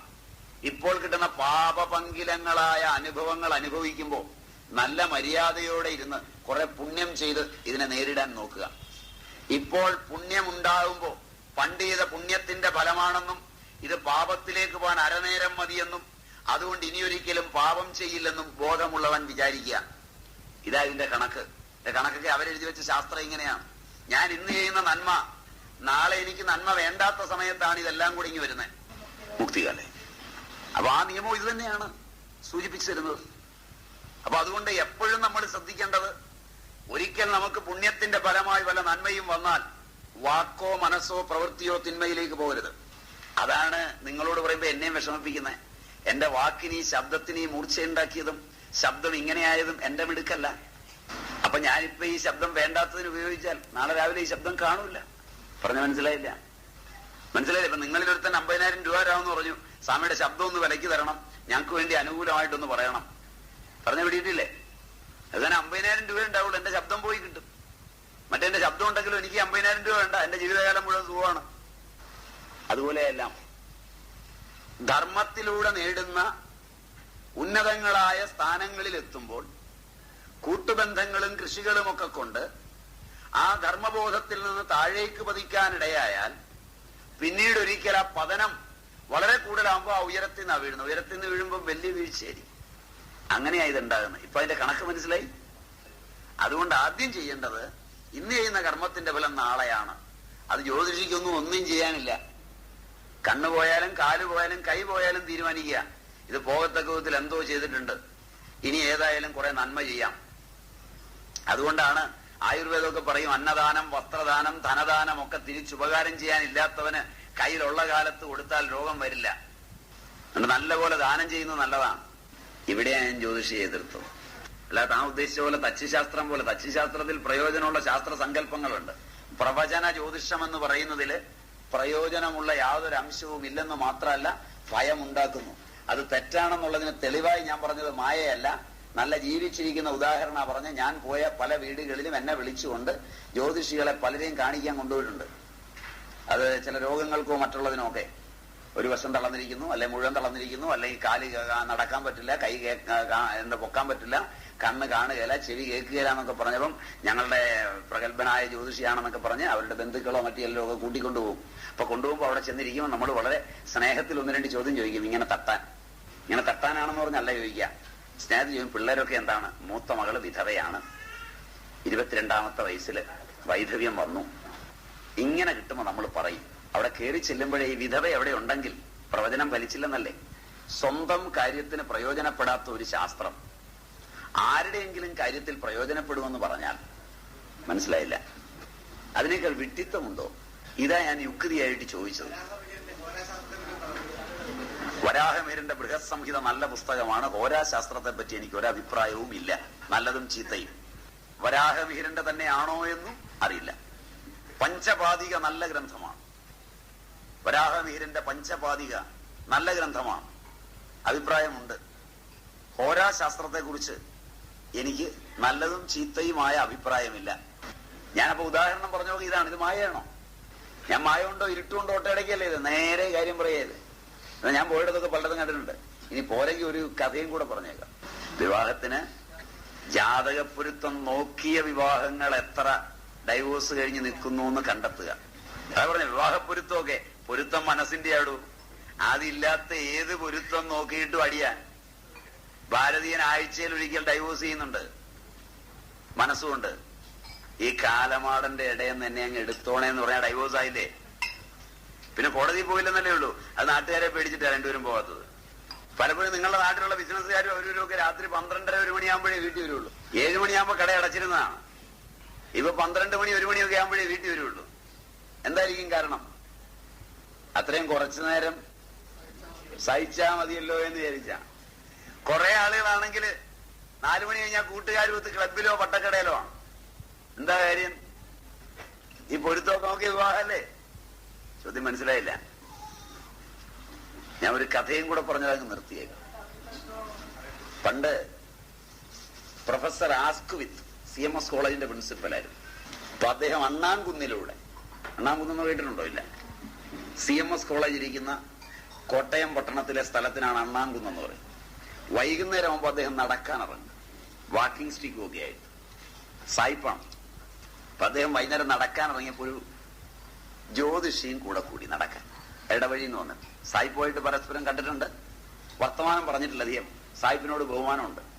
പരിചയപ്പെട്ടപ്പോ സായിപ്പ് ചോദിച്ചു, എന്താണ് തന്റെ ജോലി എന്ന്? വാട്ട് ഈസ് യുവർ പ്രൊഫഷൻ എന്ന് ചോദിച്ചു. അപ്പൊ ജ്യോതിഷി പറഞ്ഞു, പ്രൊഫസി, പ്രവചനമാണെന്ന് പറഞ്ഞു. പറഞ്ഞു തീരുകയും സായിപ്പ് കയ്യിലിരുന്ന വാക്കിംഗ് സ്റ്റിക്കിനോട് അടി വെച്ചു കൊടുത്തു. മുട്ടിന് താഴെ. അടി കൊടുത്തതും ഇയാൾ ചാടിയിട്ട് ചോദിച്ചു, എന്താ കാണിക്കുന്നത്? ഇത് വരുമെന്നറിഞ്ഞില്ല അല്ലേ, പിന്നെ എന്ത് പ്രവചനം? എന്നിട്ട് സായിപ്പിന്റെ ഒരു ആത്മകഥ ഉണ്ട്, വല്ലവന്റെയും കാര്യത്തിലല്ലേ പ്രവചനം വരൂ. തച്ചുശാസ്ത്രത്തില് എല്ലാ ശാസ്ത്രത്തിലും കൈകാര്യം ചെയ്യുന്നവന്റെ തെറ്റ് വരാം, ഇതിൽ കൈകാര്യം ചെയ്യുന്നവന്റെ തെറ്റല്ല, ശാസ്ത്രത്തിന്റെ തെറ്റാ ചൂണ്ടിക്കാണിച്ച്. അതുകൊണ്ടാണ് മുമ്പേ പറഞ്ഞത്, പഠിച്ചാലും ഈ തെറ്റ് മാറില്ല. തച്ചുശാസ്ത്രത്തിന്റെ ശാസ്ത്രം സുവ്യക്തമാണ്, വ്യക്തമാണ്, അതിന്റെ കണക്കുകളൊക്കെ. ആ ശാസ്ത്രത്തിന് തെറ്റില്ല, കൈകാര്യം ചെയ്യുന്നവന് തെറ്റ് വരാം. ഇന്ത്യക്ക് മാത്രമല്ലല്ലോ തച്ചുശാസ്ത്രം ഉള്ളത്, അല്ല, ലോകത്തെമ്പാടുണ്ട്. വാസ്തു മാത്രമല്ല, എഞ്ചിനീയറിംഗ് എന്ന് പറയുന്ന ഒരു കലയുണ്ടെങ്കിൽ അത് ലോകത്തെല്ലായിടത്തും ഉണ്ട്. താൻ ഉദ്ദേശിക്കുന്ന തച്ചുശാസ്ത്രത്തിലെ ജ്യോതിഷമാണെങ്കിൽ അതിപ്പോ ജ്യോതിഷിയും തച്ചുശാസ്ത്രജ്ഞനും കൂടെ ചേർന്നതിന്റെ ഭാഗമാണ്. അതിനെയും ഞാൻ മുമ്പ് പറഞ്ഞതിന്റെ പട്ടികയെ തന്നെ പെടുത്തിക്കൊള്ളുക. തനിക്ക് അത്രയും അറിയണ്ടെങ്കിൽ അതിനെയും ആ പട്ടികയെ പെടുത്തിക്കൊള്ളുക. ഇനി ഞാൻ അതിനിടയ്ക്ക് പറഞ്ഞൊരു സംശയം ചോദിച്ചു. ആധുനിക വൈദ്യശാസ്ത്രം, ശാസ്ത്രം എന്ന് പറയുന്നത് റീപ്രൊഡ്യൂസബിൾ ആയിരിക്കണം. ശാസ്ത്രത്തിന്റെ ഫണ്ടമെന്റലാണ്. ശാസ്ത്രം എന്നൊന്നിന് പേരിടണമെങ്കിൽ a science that which is reproducible എന്നാണ് ശാസ്ത്രത്തെ പറ്റി പറയുന്നത്. റീപ്രൊഡ്യൂസ് ചെയ്യാവുന്നത് എന്ന് പറഞ്ഞാൽ ഒരിക്കൽ കൂടി ഉണ്ടാക്കാൻ കഴിയുന്നതാണ് ശാസ്ത്രം. എന്ന് പറഞ്ഞാൽ ഒരിക്കൽ കൊടുക്കുന്ന മരുന്ന് രോഗിക്ക് വീണ്ടും ആ രോഗം വന്നാൽ കൊടുത്താൽ മാറുന്നതായിരിക്കണം.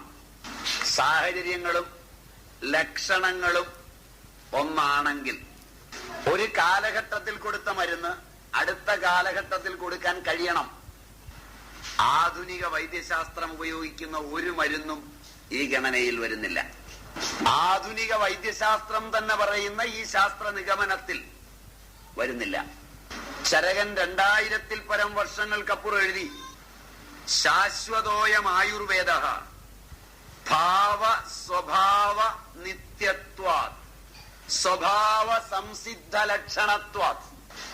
ആയുർവേദം ശാശ്വതമാകുന്നത് രോഗിയിൽ അന്ന് കാണുന്ന ലക്ഷണം തന്നെയാണ് ആ രോഗങ്ങൾക്ക് ഇന്നും കാണുന്നത്. അന്ന് കൊടുത്ത മരുന്നുകൾ തന്നെയാണ് ഇന്നും കൊടുക്കുന്നത്. ദ്രവ്യത്തിന്റെ ഘടനയ്ക്കോ സ്വഭാവത്തിനോ അന്നത്തതിൽ നിന്ന് മാറ്റമില്ല. 1950-കളിൽ കൊടുത്ത പെൻസിലിൻ ഇന്ന് രോഗിക്ക് കൊടുത്താൽ രോഗി തട്ടിപ്പോവും. 50 സംവത്സരത്തിലധികം ഒരു മരുന്നും മാർക്കറ്റിൽ നിൽക്കുന്നില്ല. നമ്പർ 1. നമ്പർ 2, ഒരു മരുന്ന് രോഗിയുടെ അടുത്ത തലമുറയിൽ ജനിതക കലകളിൽ മാറ്റം വരുത്തുന്നു എന്നത് 2, ദോഷമുണ്ടാക്കുന്നു. ഇതുകൊണ്ടാണ് പറഞ്ഞത് അത് ശാസ്ത്രമല്ല. അതുപോലെ ഒരാളിന്റെ നാള് നോക്കി പറഞ്ഞ അതേ കാര്യം തന്നെ അല്ല ജ്യോതിഷി അടുത്ത അതേ നാളുകാരനെ നോക്കി പറയുന്നത്. ചെല്ലുന്നവൻ പറയുന്ന കാര്യങ്ങളിൽ നിന്ന് അവൻ അറിയാതെ കൂട്ടിയെടുക്കുകയും എല്ലാവർക്കും സമ്മതമായ കുറെ ഗണിതയുക്തികൾ ഇടയ്ക്ക് തിരികെ കയറ്റുകയും ചെയ്താണ് ഇത് നിലനിൽക്കുന്നത്. അല്ല എങ്കിൽ എന്തുകൊണ്ട് നിങ്ങൾക്ക് ജാതകം തരുമ്പോൾ തലക്കുറി വരച്ചു തരികയല്ല, ആരംഭം മുതൽ അവസാനം വരെ ഒരു ബുക്കിൽ എഴുതി തരുന്നില്ല? ഇവൻ ഇന്ന സമയത്ത് ജനിച്ചിരിക്കുന്നു, ഇന്നൊക്കെ സംഭവിക്കും, എഴുതി കയ്യിലോട്ട് വരട്ടെ, കാശ് ഒന്നിച്ചു കൊടുത്തേക്കാം. സംഭവിച്ചില്ലെങ്കിൽ കൈകാര്യവും ചെയ്യാം. സോ ദി റീപ്രൊഡ്യൂസബിൾ അല്ല. തിരുവോണം നാളിൽ ജനിച്ചവൻ തിരുവോണത്തിന്റെ അതേ സമയത്ത് തന്നെ മറ്റവനും ജനിച്ച് ഒരേ സമയമായവൻ അവിടെ എത്തുമ്പോഴും രണ്ടുപേരുടെയും ചുറ്റുപാടുകളെ പറ്റി ഉള്ള സങ്കല്പങ്ങൾ, ഡേറ്റ മനസ്സിൽ വെച്ചുകൊണ്ടാണ് രണ്ടുപേരോടും പ്രവചിക്കുന്നത്. മാത്രവുമല്ല, ഇതിൽ പത്രത്തിൽ എഴുതുന്നവർ കുറച്ചുകൂടി സമർത്ഥന്മാരാണ്. നമ്മളുടെ കാലാവസ്ഥാ നിരീക്ഷണം പോലെ ഫോറിനിൽ പോകാനും പോകാതിരിക്കാനും ഈ കാലഘട്ടത്തിൽ സാധ്യതയുണ്ട്. അത്ര കണ്ടനുമല്ല, അത്ര ചക്കിയുമല്ലാത്ത നിലപാട്. അത് ശാസ്ത്രമല്ല. 4, ഋഗ്, യജുസ്, സാമം, അഥർവം. വിശ്വകർമാവിന്റെ ബുക്കിലില്ല. വിശ്വകർമാവിനെ പറ്റി വിശ്വകർമ്മജർ എഴുതിയ പുതിയ ബുക്കിൽ അത് വിശ്വകർമ്മജരോട് ചോദിക്കണം. വിശ്വകർമ്മജർ ഒരു സംഘടന ഉണ്ടാക്കി. ഞാൻ പറഞ്ഞുതരാം. വിശ്വകർമ്മജരെ എനിക്കറിയാം, ഞാനതല്ലേ, പിന്നെ എങ്ങനെയാ പറയാതിരിക്കുന്നത്? താൻ പിന്നെ എന്തിനാ പേടിക്കുന്നത്? ഞങ്ങൾ യൂണിയൻ കൂടിയപ്പോ ഒരു ബുക്കുണ്ടാക്കി. അപ്പൊ അതിനകത്ത് വ്യാസൻ വ്യാജനാണെന്ന് ഞങ്ങൾ കണ്ടെത്തി. വ്യാജൻ പ്രമുഖമായൊരു വേദം തള്ളിക്കളഞ്ഞു, പ്രണവവേദം, അഞ്ചാമത്തെ വേദം. അതിലാണ് ഏറ്റവും പ്രസക്തമായുള്ളത്. വിശ്വകർമ്മജരെ താഴ്ത്തിക്കെട്ടാൻ വേണ്ടി, ബ്രാഹ്മണരെ ഉയർത്താൻ വേണ്ടി വ്യാസൻ വ്യാജനായി ഉണ്ടാക്കിയതാണെന്നാണ് ഞങ്ങളുടെ കണ്ടുപിടുത്തം. അത് വിശ്വകർമാവിന്റെ കണ്ടുപിടുത്തല്ല, അത് ഞങ്ങളുടെ കണ്ടുപിടുത്തം. അത് ഞങ്ങൾ ഉണ്ടാക്കിയതാണ്. ഞങ്ങൾക്ക് തോന്നി വ്യാസനൊക്കെ മോശം, വിശ്വകർമാവ് കുറെ കൂടെ കേമൻ. ഞങ്ങളുടെ ആളാണ് വിശ്വകർമാവ്. കാരണം വെച്ചാൽ ശരിയായ ആശാരി, അതാണ് വിശ്വകർമാവ്. ആദിവാസി പറഞ്ഞുവിടുന്നത് ജാനു ഒരു കാര്യം പറഞ്ഞു, പക്ഷെ അതിന് ഈ മാർഗം തെരഞ്ഞെടുത്തത് യോജിക്കാൻ പറ്റില്ല. വേൾഡ് ബാങ്കിലെ കുറെ വനസംരക്ഷണത്തിന് കുറെ പണം എടുക്കുകയും അതല്ല ഇവര് ദുർവിനിയോഗം ചെയ്യും. ശരിയായിരിക്കും അല്ലേ? ഒന്നും അറിയില്ല. ആദിവാസികളെ ഇതിന് ഉപയോഗിച്ച് ജാനു ചെയ്ത നടപടി തെറ്റ് തന്നെയാണ്. പക്ഷെ ജാനു അതിനെടുത്ത മെഷർ ഇതായിരുന്നിരിക്കരുതായിരുന്നു. ഒന്ന്. രണ്ടാമത് ചെർക്കള അബ്ദുള്ളയും മറ്റേ സുധാകരനും പിന്നെ ഇവൻ മറ്റേ കാക്കാൻ, അവന്റെ പേര് കോൺഗ്രസിന്റെ ഇപ്പൊ എല്ലാം പറയാനൊരു കാക്കാനുണ്ടല്ലോ, ഹസൻ, അവരും ഒക്കെ വിളിച്ചു പറയുന്ന സാധനമല്ലോ, ശുദ്ധ തെമ്മാടിത്തരവാണ്. കാരണം ഇവിടെ കണ്ണൂർ BJP-കാരനും മാർക്സിസ്റ്റുകാരനും തമ്മിലടിക്കുമ്പോൾ ബോംബാ എറിയുന്നത്.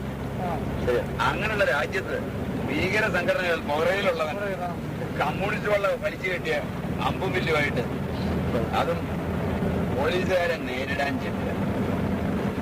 നമ്മൾ കണ്ടല്ലേ ശരിക്കും ഇതല്ലേ അതിനകത്ത് എവിടെയാ കൈബോംബ്? പിന്നെ മാത്രമല്ല, മറ്റവനെ വെട്ടിയിരിക്കുന്ന ഒരു നസ്രാണിയാ പോലീസുകാരനെ. അത് കയ്യേറ്റക്കാരനാണ്. നാഗർകോവിലുകാരൻ നസ്രാണിയാ വെട്ടിയിരിക്കുന്നത്. കയ്യേറ്റക്കാരന്റെ ആളാ, അത് ബിഷപ്പിന്റെ ആളാ. അവനിപ്പോ മന്ത്രിസഭയിലെ മന്ത്രിമാരുടെ കീഴിലാണ് ഇപ്പൊ വിളിച്ചിരിക്കുന്നത്. അല്ല, പോലീസുകാരനെ വെട്ടിയിരിക്കുന്ന ആദിവാസിയല്ല. അല്ലാതെ പോലീസുകാർ പറഞ്ഞിരുന്നല്ലോ എന്റെ ആദിവാസികളെ വെട്ടിയത്. പോലീസുകാരൻ പറഞ്ഞിട്ട് മൊഴി എടുത്തിട്ടില്ല. പോലീസുകാരുടെ പേപ്പറിൽ ന്യൂസ് ഉണ്ടായിരുന്നു. പേപ്പറിൽ ന്യൂസ് ഉണ്ട്, പക്ഷെ അവരാ മൊഴി സ്വീകരിച്ചിട്ടില്ല. കാരണം എന്താ വെച്ചാൽ ഇതിന്റെ പിന്നിൽ ബിഷപ്പിന്റെ ആളായിട്ടൊരു ഭയങ്കര പട്ടാളക്കാരനാണ് ഇപ്പോൾ പോലീസ് ഓഫീസർ. ആ ബിഷപ്പിന്റെ ആളാ. അവൻ ഈ ആദിവാസികളെ മുഴുവൻ അവിടെ നിരക്കി വിട്ടേ പറ്റൂ. ബിഷപ്പ് കൊടുത്ത കാശിൽ അവൻ കളിക്കുന്നത്. അവൻ അന്തോണിയുടെ കുക്ബുക്കിലെ ഏറ്റവും അടുത്തവനാണ്. അതല്ലേ കരുണാകരന്റെ പോലീസ് നയത്തെക്കാൾ വികൃതമായൊരു പോലീസ് നയം അന്തോണി ഇവനെ വെച്ച് കളിക്കുന്നത്. അന്തോണിയുടെ കുടുംബത്തിന് തന്നെ ദോഷമാണ്. ഈ അടിക്കാൻ പോയ പോലീസുകാരനൊക്കെ പോലീസുകാർ പറഞ്ഞാണ്. അതായത് കശോകൻ കർത്താവിനോട് ചോദിച്ചാൽ പറയാം, ഞങ്ങള് ഇവിടുന്ന് എന്താ പറയാ ആമയില്ലേ ഇവിടെ പോയി ഒരു പ്രോഗ്രാം കഴിഞ്ഞ് വരുമ്പോ കാറില് വിശുദ്ധാനന്ദ ഞങ്ങളെ കൊണ്ട് വിട്ടു, എന്നെ കോഴിക്കോട് വിട്ടു, അവരങ്ങോട്ട് പോയി. അപ്പൊ അവിടെ ചെല്ലുമ്പോ അവിടുത്തെ ഒരു പോലീസുകാരുണ്ടായിരുന്നു, നമ്മുടെ വണ്ടിയിൽ, നമ്മുടെ ബന്ധുവാ. അപ്പൊ അയാളോട് നമ്മൾ ഈ കാര്യം ചോദിച്ചോ പറഞ്ഞു, പോലീസുകാർ 3 പ്രാവശ്യം പറഞ്ഞു ആദിവാസികളെ തല്ലാൻ പറ്റില്ല. 3 പ്രാവശ്യം അവർ തിരിച്ചു വന്നു. അപ്പോ IG കോഴിക്കോട് വന്ന് താമസിച്ചു. കോഴിക്കോടുള്ള IG ഇതിന്റെ അടുക്കലെങ്ങാണ്ട് വന്ന് താമസിച്ചിട്ട് അയാൾ നിർബന്ധമായിട്ട് പറഞ്ഞു അടിച്ചേ പറ്റുള്ളൂ, വെടിവെക്കാനല്ലേ ഞങ്ങളോട് പറഞ്ഞാൽ വെടിവെക്കാൻ പറഞ്ഞു. മനസ്സില്ലാ മനസ്സോടെ പോലീസുകാർ വെടിവെച്ചിരിക്കുന്നു. 14 മിനിറ്റ് വെടിവെച്ചിട്ടുണ്ട്. 25-30 പേരെങ്കിലും ചത്തുപോയിട്ടുണ്ട്. അതും റബ്ബർ ബുള്ളറ്റോട് മരിച്ചിരിക്കുന്നു. പോലീസുകാരൻ തന്നെ പറഞ്ഞ അതിന് ശേഷം ശരിക്കും പറഞ്ഞാൽ ഇടതുപക്ഷ ഇവരാരും ഇതിനെ ശരിക്കും ഇടതുപക്ഷമൊക്കെ എങ്ങനെയാണോ ഇടതുപക്ഷത്തിനും BJP ഇവർക്കെല്ലാം ഒരേ നേതാക്കന്മാരെ സ്ഥലമുണ്ട് അവിടെ. പിന്നെ അവരോടുവോ രാഷ്ട്രീയക്കാരെല്ലാം ഒന്ന് തന്നെയാണ്. അതിനുശേഷം ഒരു ഹർത്താൽ പോലും ഫിറ്റ്നസ് ഉണ്ടായില്ല. നിങ്ങളുടെ കാഴ്ചപ്പാടിന്റെ വ്യത്യാസമുണ്ട്. എന്താ കാരണം എന്ന് വെച്ചാൽ രാഷ്ട്രീയക്കാരൻ നല്ലവനും ചീത്തയാണ്ടതാണ് നിങ്ങളുടെ കാഴ്ചപ്പാട്. എല്ലാം തുല്യനാണ് നമ്മുടെ കാഴ്ചപ്പാടിൽ ഈ രാഷ്ട്രീയക്കാരൻ എന്ന് പറഞ്ഞു കഴിഞ്ഞാൽ ഈ വകുപ്പ് ഒരേ വകുപ്പാണ്. അത് അധികാരത്തിലേക്ക് ചേർക്കും.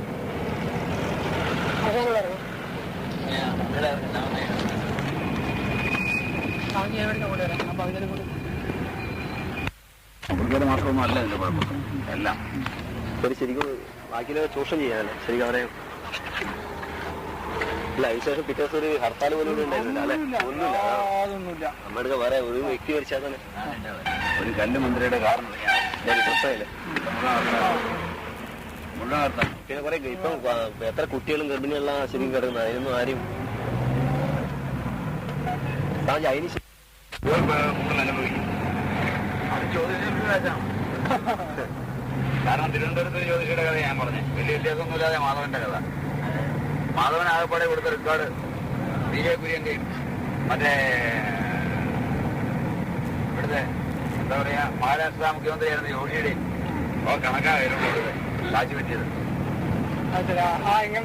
പിന്നെ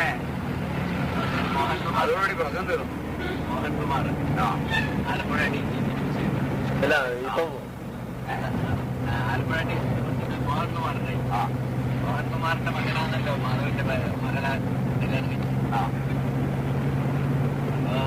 ഉന്നതങ്ങളിലെല്ലാം ഇതല്ല, ഉന്നതന്മാരൊക്കെ ഇവിടെ വന്നിരുന്ന് ജ്യോതിഷം പറഞ്ഞ് കാശ് കൊടുത്തതാ. ആ കാശാ കണക്കിപ്പെട്ടിരിക്കുന്നത്.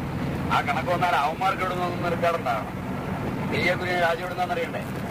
അപ്പൊ ഈ കണക്ക് അവിടെ പി എ കുര്യനെ വിളിച്ച് ചോദിക്കുന്നതിന് മുമ്പ് തന്നെ രണ്ടാഴ്ച പി എ കുര്യനെ വിളിച്ച് ചോദിക്കും, കുര്യൻ സാറെ എന്താ ചെയ്യണ്ടേ? ബാക്കി നമ്മൾ നോക്കിക്കോളാം, എന്റെ കാര്യം സുരക്ഷിതം എന്നല്ലേ പറയുള്ളൂ.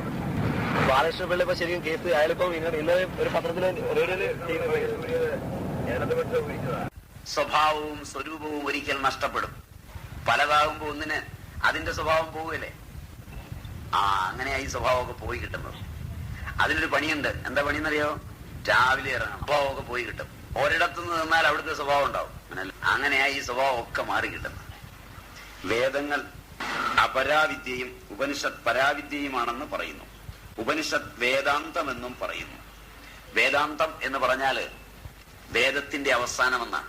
ദൃശ്യപ്രപഞ്ചം എന്നതിനെ അറിഞ്ഞറിഞ്ഞ് അവസാനം ദൃക്കിനെ അറിയുന്നത്. അപ്പോൾ വൈരുദ്ധ്യമില്ല, ഒന്ന് തന്നെ. ദൃശ്യത്തെ പഠിക്കുമ്പോഴാണ് വേദങ്ങള്, സംഹിതകൾ. ദൃശ്യം തീർന്ന് ദൃക്കിനെ പഠിക്കുമ്പോഴാണ് വേദാന്തം. അറിവിന്റെ അവസാനം അവനവനിലെത്തും, മറ്റുള്ളതിനെ പഠിക്കാതെ. എന്ന് പറഞ്ഞാൽ, കുറച്ചുകൂടെ നന്നായി പറഞ്ഞാൽ, ഈ കടലാസ് പാർട്ടിക്കിൾ ഫിസിക്സിന്റെ നിയമം അനുസരിച്ച് ഏറ്റവും ചെറിയ കണമായിട്ടെടുത്താൽ ആറ്റത്തിലെത്തും. ആ ആറ്റത്തെ വീണ്ടും വിഭജിച്ച് അപാണവ രേണുക്കളിലെത്തിയാൽ ഈ കടലാസിന്റെ സ്വഭാവം അതിനില്ലെന്ന് മാത്രമല്ല, അത് നോക്കുന്നവന്റെ സ്വഭാവം അതിനുണ്ടാവും. അപ്പൊ വസ്തു മറക്കുകയും അവനിലേക്ക് തിരിച്ചു വരികയും ചെയ്യും. ഗണിതശാസ്ത്രത്തിൽ ഇതിന് ടോപ്പോളജിയില് സാധ്യതകൾ വളരെ വലുതാണ്. ഫിസിക്സിലാണെങ്കിൽ സ്കാറ്ററിംഗ് മെട്രിക്സിൽ ഇതിന് സാധ്യതകൾ വളരെ വലുതാണ്. S matrix, Werner Heisenberg. അതുപോലെ തന്നെ ടോപ്പോളജി, അത് ജെഫ്രി ചു. അവിടെ എത്തുമ്പോ there is nothing fundamental in this universe എന്ന് മഹായാന ബുദ്ധമതക്കാരോടൊപ്പം ശാസ്ത്രജ്ഞനും പറയും. അങ്ങനെ തിരിയുമ്പോ അറിവിന്റെ അവസാനം അറിയുന്നവനിലെത്തും. ആരാ ചോദ്യാർത്ഥവരാ? ക്ലിയറായി? അപ്പൊ അറിയുന്നവനിലേക്ക് തിരിച്ചെത്തും. അങ്ങനെ എത്തുന്നത് കൊണ്ട് അത് വേദാന്തം. വേദത്തിന്റെ അവസാന ഭാഗത്ത് വരുന്നത് കൊണ്ടും വേദാന്തം. അത് പര, മറ്റത് അപര. അറിവിന്റെ ആദ്യ തലങ്ങൾ അപര, അറിവിന്റെ അവസാനം പര. ക്ലിയർ? വളരെ പോസിറ്റീവായി നിങ്ങൾ പ്രതികരിച്ചു, സന്തോഷമുണ്ട്. ഞാൻ ഉദ്ദേശിച്ച തീയൊന്നും കണ്ടില്ല. നിങ്ങൾ പറഞ്ഞ പോലുള്ള കുഴപ്പമൊന്നും ഇവിടെ ഉണ്ടെന്ന് എനിക്ക് തോന്നുന്നില്ല. ഇപ്പൊ എനിക്ക് ഒരു കാര്യം മനസ്സിലായി. വിളിച്ചവരാരും എന്റെ ക്ലാസ് കേട്ടവരല്ല. ആരോ ക്ലാസ് കേട്ടിട്ട് എന്ന് പറഞ്ഞു കൊടുത്തത് കേട്ടവരാണ്. അപ്പൊ നിങ്ങൾ ഭിന്ന ഭിന്ന സംഘടനയിൽപ്പെട്ടവരൊക്കെ ക്ലാസ് കേൾക്കാൻ വരും. എന്നിട്ട് അവിടെ ചെന്ന് നിങ്ങൾ പറയും, എന്തെല്ലാമാണ് ആ സ്വാമി പറഞ്ഞത്. അത് കേൾക്കുമ്പോൾ മറ്റവൻ വാളെടുക്കും. അങ്ങനെ വന്നതാണെന്ന് വിചാരിക്കാം. വന്നയാൾ, പറഞ്ഞ ഒരാളും കഴിഞ്ഞ തവണ വന്നയാളല്ലെന്ന് തോന്നുന്നു. ഈ പറഞ്ഞ അതെല്ലാം കൂടെ കേട്ട് വന്നിരുന്നു. എന്നാലും അതിന്റെ പേരിൽ കുഴപ്പമൊന്നും പറയേണ്ട കാര്യമില്ല. ഇനി വന്നയാളാണെങ്കിൽ തന്നെ സന്ദർഭത്തിനനുസരിച്ച് പഠിക്കാനുള്ള ചോദ്യങ്ങളൊന്നും വന്ന് കേട്ടൂല്ല. നിങ്ങൾക്ക് ഇത്രയും സ്വാതന്ത്ര്യം ഉണ്ടായിരിക്കെ ചോദ്യങ്ങളൊക്കെ ചോദിക്കാം. മാത്രമല്ല, നാട് നിങ്ങളുടെയാണ്. ആ നിലയ്ക്ക് ശക്തമായി ചോദിക്കാം. ഞാനാണെങ്കിൽ ആനയും അമ്പാരിയും ഒന്നുമായിട്ടല്ല വന്നിരിക്കുന്നത്. കൂടെ നൂറുകാടുകാരുകളുടെ അകമ്പടിയോ നിങ്ങളെ പേടിപ്പിക്കാൻ ഗൺമാനോ ഒന്നുമില്ല. അപ്പൊ ആ നിലയ്ക്ക് നിങ്ങൾക്ക് വളരെ ശക്തമായി ചോദിക്കാം. ഒരു മടിയും വിചാരിക്കേണ്ടതില്ല. അപ്പൊ ആ നിലയ്ക്ക് എനിക്ക് തോന്നുന്നത് സംശയം കേൾക്കാത്ത ആളുകൾക്കാണെന്ന് തോന്നുന്നു. നിങ്ങളിത് കേട്ടിട്ട് എന്ന് ഇതിന്റെ ഇടയ്ക്കുന്ന് ചിലത് ആസൂത്രിതമായി നിങ്ങൾ പറയുന്നുണ്ട്. ഞാൻ പറഞ്ഞതിലെ ഉദാഹരണങ്ങൾ എടുത്ത് ചാട്ടുളി പോലെ നിങ്ങൾ എതിരാളികൾക്ക് മേൽ വീശുന്നു. അതായിരിക്കണം ഇതിന്റെ പ്രതികരണം. കാരണം എല്ലാവർക്കും പറ്റുന്ന തൊപ്പി ഞാൻ എറിഞ്ഞിട്ടുണ്ട്. നിങ്ങളത് വകതിരിവില്ലാതെ തെരഞ്ഞെടുത്ത് നിന്റെ തൊപ്പി എനിക്ക് കിട്ടി എന്ന് മറ്റവനോട് പറയുമ്പോ നിങ്ങളുടെ തൊപ്പി നിങ്ങൾ തിരിച്ചറിയാതെ പോകുന്നുണ്ട്. അതാണ് ഈ പ്രതികരണത്തിന്റെ കാരണം. ഞാൻ തന്ന തൊപ്പിയൊന്നും അവനവന്റേത് മറന്നു വെച്ചിട്ട് പോകരുത്, അന്യന്റെ തൊപ്പി എടുത്തുകൊണ്ടും പോകരുത് ഇവിടുന്ന്. അതാണ് പറ്റിയ അപകടമെന്ന് തോന്നുന്നു. ഞാൻ തന്ന തൊപ്പികളിൽ നിങ്ങളുടെ തലയ്ക്ക് പാകമാകുന്നത് മാത്രം തെരഞ്ഞെടുത്തുകൊണ്ട് പോവുക. അയൽവക്കംകാരനുള്ള തൊപ്പി നിങ്ങൾ കൊണ്ടുകൊണ്ട പാകം നോക്കി ഞാൻ ഇടിച്ചോളാം. അവനവന്റെ തൊപ്പി മറക്കരുത്. എന്താ കാരണം എന്ന് വെച്ചാൽ, ഈ ചേർത്തല ഞാൻ പോയിട്ടുണ്ട്. അവിടെ 2 കാലിലും മന്തുള്ളവൻ ഈ 2 കാലും മണലിൽ കുഴിച്ചിടും. എന്നിട്ട് 1 കാലെ മന്തുവായി പോകുന്നവനെ മന്താന്ന് വിളിക്കുക. അത് ചെയ്യരുതേ എന്നുകൂടി അപേക്ഷ. അപ്പോ നിങ്ങൾ നല്ലപോലെ പ്രതികരിച്ചു, നല്ല ചോദ്യങ്ങളൊക്കെ ചോദിച്ചു. എന്തായാലും ഇതൊക്കെ ചിന്തിക്കേണ്ട വിഷയമാണ് എന്നെങ്കിലും മനസ്സിലായി വിചാരിക്കാം. വെറുതെ അനുകരിക്കേണ്ടതല്ല, നല്ലതുപോലെ ചിന്തിക്കുക. വിറകിട്ട തീ പോലെ ചിന്ത വളരുക.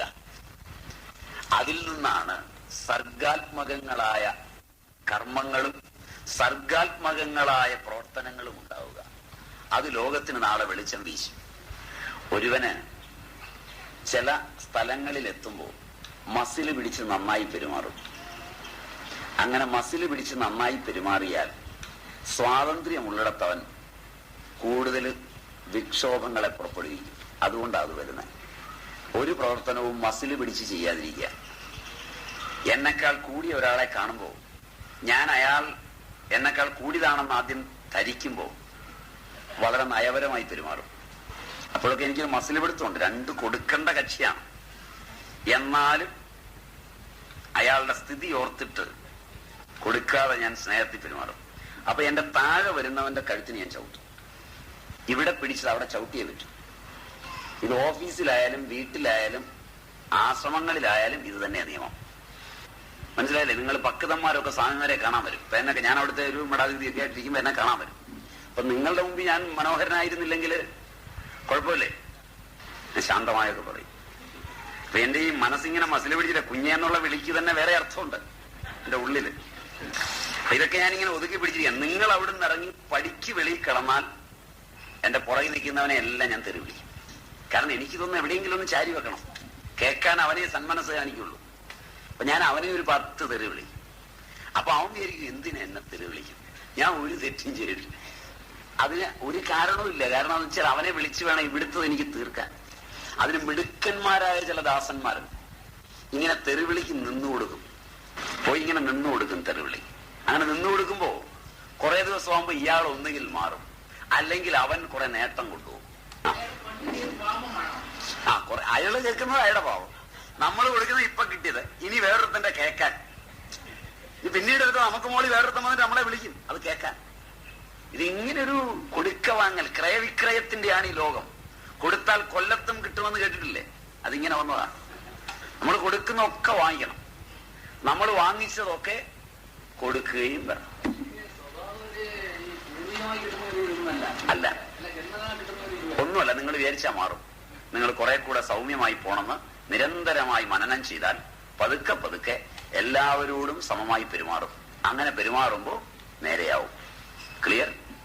അപ്പൊ മനസ്സിന്റെ ഏറ്റവും അകത്തെ തലങ്ങൾ വരെ നമുക്ക് ഈ ചർച്ചയിലൊക്കെ പെടുത്താൻ പറ്റിയെന്നത് സന്തോഷം. അനേക വിഷയങ്ങളിലൂടെ ചോദ്യോത്തരമായതുകൊണ്ട് നമ്മൾ കടന്നുപോയി.